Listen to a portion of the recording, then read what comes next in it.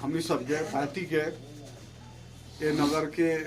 नेता के रूप में चिर परिचित संघर्षशील जुझारू नेता कमरेड राम प्रवेश यादव, ऐसे ही हमनी सबके पार्टी के एगो युद्ध काल के एगो संघर्षशील नेता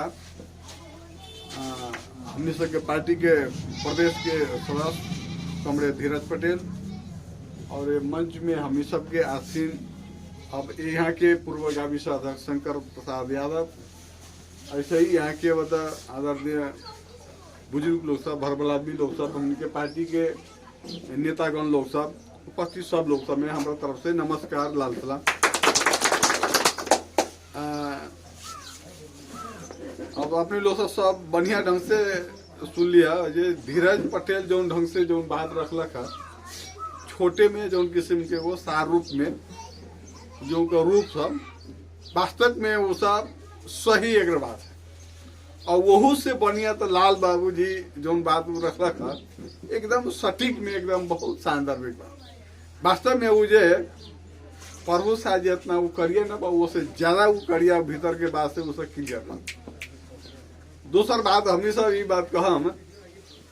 अब नेपाल के इतिहास में हमने सब आदमी से जाने सी कि यदि नेपाल में संघर्ष ये राणा विरोधी संघर्ष में जो नेपाली कांग्रेस अग्रणी भूमिका रहे, ओकर बाद में जो किस्म के जो नेपाल के राजनीति में जनता के वास्तव में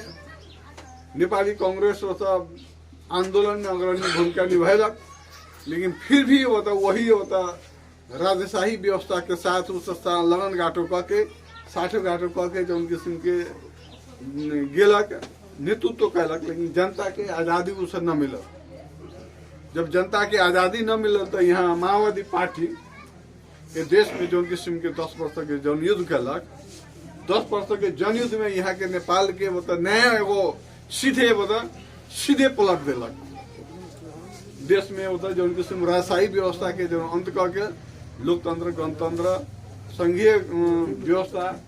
समानुपाती, समावेशी जो किस्म से रहलक। ऐसे हमने सबके नेपाल में जो जनता की होता वास्तव में हर एक हिसाब से स्वतंत्रता, स्वाधीनता ले अलग, लेकिन आज के हिसाब से अपने लोग से देखी थी आज के परिस्थिति देश एगो बहुत तरंगित अवस्था में है। देश अब हमने सबके लाग रहे जे कहाँ उसे जाए, देश हमने सबके यहाँ सोमालिया वो सब बने के स्थिति में है। हमने सबके देश इस अफगानिस्तान बने के स्थिति में, हमने के देश यहाँ अभी तक बहुत यहाँ होता जर्जर अवस्था में है। गुलाम यहाँ अमेरिकी साम्राज्यवाद, भारतीय विस्तारवाद के यहाँ तक यहाँ ये देश के वो तो गुलाम बनावे के स्थिति में वो सब पूरा है। आज यह पार्टी माओवादी पार्टी है, ये देश के ये जनता के राष्ट्रघात न हो देवे के लिए, जनघात न हो देवे के लिए, देश के गुलाम न हो देवे के लिए माओवादी पार्टी वो तो अग्रणी भूमिका में वो सब है। ये ढंग से वजह आज देश में फिर वो ढंग से जो 62-63 के आंदोलन लेखान जनयुद्ध के जैसे जो किस्म राजधानी केंद्र में यहाँ के जनता से, नेपाली जनता से जागल है। नेपाली जनता जो ढंग से तिजुक राष्ट्रीयता के सवाल में एमसीसी के विरुद्ध में जो ढंग से आगाड़ी बढ़ रहा है, वो एकदम तो जनता के यहाँ के होता वास्तव में यहाँ के जनता वो सब शेर है से जनता यहाँ के हर दिन कोनो के गुलामी साहेबाना में है से यहाँ की जनता प्रश्न पा रहा है, आज देखा रहा है। हम ये बात अब अंतिम और सब हम कि यहाँ आज के स्थिति आवे के भी कारण सब की है। आज के स्थिति आवे के कारण की है कि हमने से माओवादी पार्टी यदि बताइए यदि देश के सबसे बड़का यदि पार्टी रही, ये देश के ज्यादा बहुमत वाला पार्टी रही, तो ये देश के जनता के आज बताइए स्थिति न हो। अमेरिकी साम्राज्यवाद, भारतीय विस्तारवाद जो ढंग से बता अब यहाँ जो भूमिका खेल रहा है वो ढंग के स्थिति नेपाल में न है। वही से हमने सबके पार्टी अपने लोग सके जे जो किस्म के 74 के साल में जो माओवादी और एमाले जो किस्म के मोर्चा बना के जो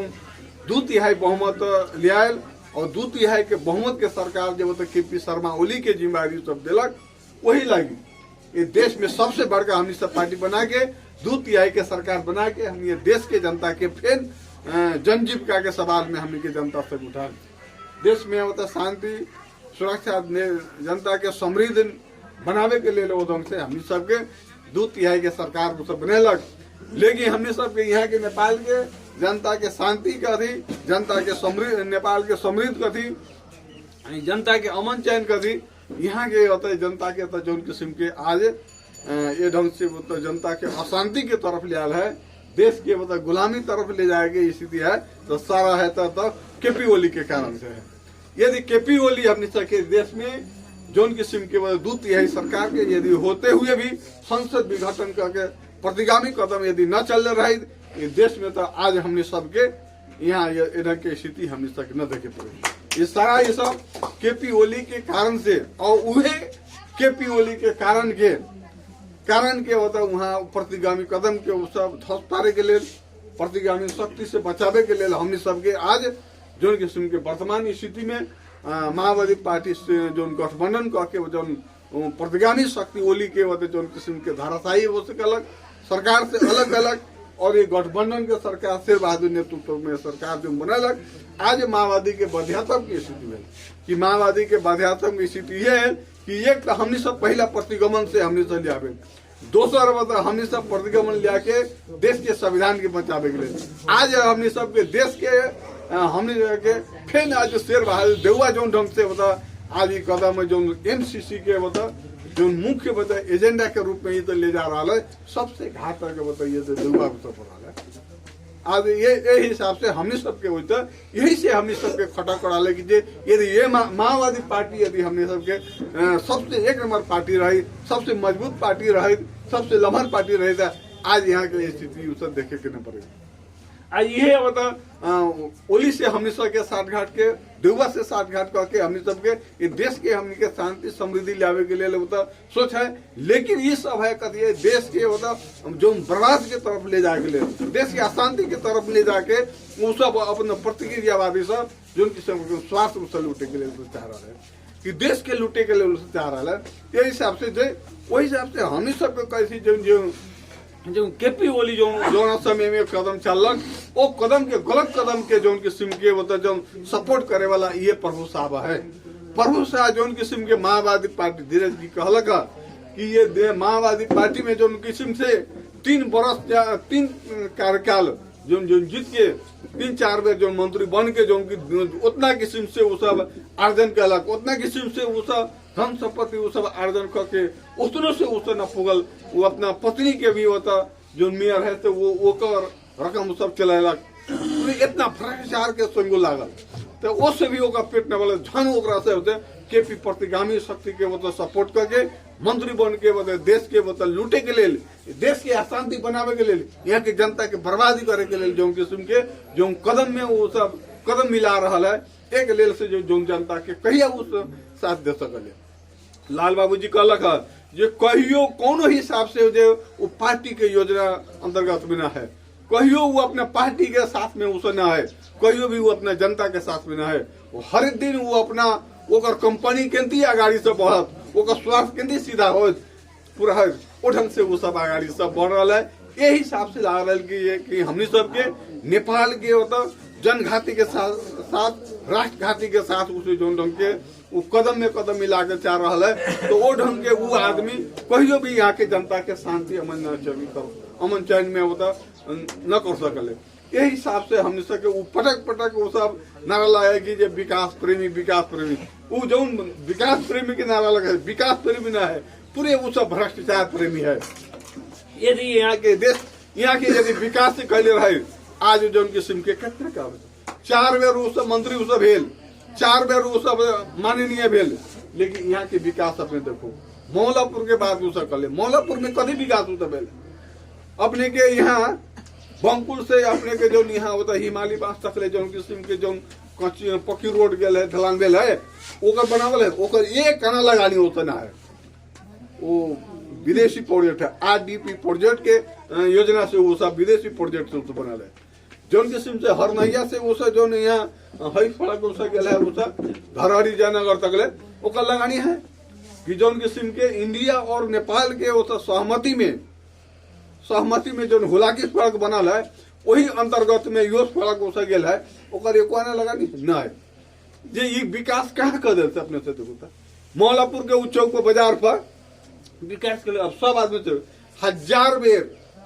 ओकरा तोड़लक 1000 बेर बनैलक, अरबों पैसा ये यहाँ मौलापुर में यदि वो अरबों पैसा की यदि लगानी यदि हो गई मौलापुर नगर पालिका सुन के सुगंध रहे, ये बात उनसे। दूसरी बात हमने सब अपने से कही थी, यहाँ अपने के मतलब शिक्षा क्षेत्र में कथी के लगाने के लिए, यहाँ के जनता के मतलब गरीबी उठान में कथी लगाने के लिए है। विकास प्रेमी यदि है तो विकास प्रेमी यदि हो गए तो शिक्षा में लगानी करे, गरीबी सबके हटावे के लिए न्यूनीकरण करे के लिए लगानी करे, यहाँ के वातावरण शुद्ध बनावे के लिए लगानी करे, लेकिन कोनो में लगानी नहीं करे। यहाँ के स्वास्थ्य क्षेत्र में लगानी करे। यहाँ मौलापुर में अभी वहाँ अस्पताल है, अस्पताल की स्थिति जाके देखो तो स्वास्थ्य क्षेत्र में वो तो कभी लगाने के लिए पूरे भ्रष्टाचार के केंद्र बने थे। ठीक है, ये ढंग के हमने सबके अपने सबके बात सब कही सी कि यहाँ के हमने सब यदि विकास के चाहे सी, शांति यदि चाहे सी,